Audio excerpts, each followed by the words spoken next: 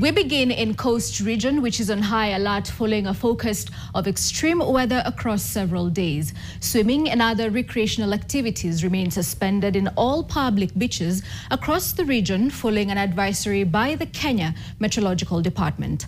Kenya Met is warning of strong winds, large waves in at least 15 counties, as Kevin Mutai now tells us.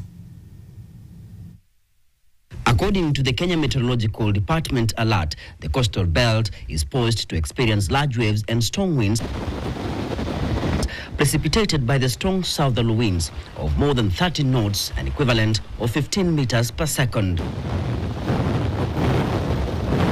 This has prompted the government to take action in a bid to avert disaster by suspending all business and recreational activities along the shores. The way we have issued a warning, you will stay at home.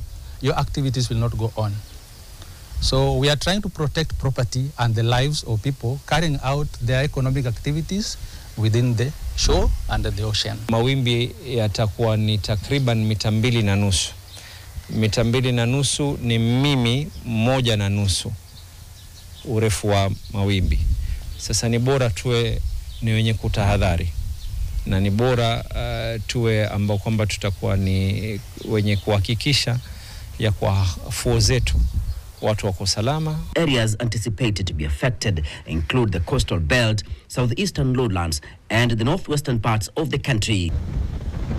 The counties include Mombasa, Kwale, Kilifi, Lamu, Tana River, Taita Taveta, Marsabit, Turkana, Samburu, Isiolo, Makueni, Garissa, Kitui, Wajir and Mandera. These areas are likely to receive conditions categorized from moderate to high, with possible severe impacts to lives and livelihoods along the shores of the Indian Ocean. The dangers of this particular phenomena, or the weather phenomena we are trying to enlighten you on, it can destroy property.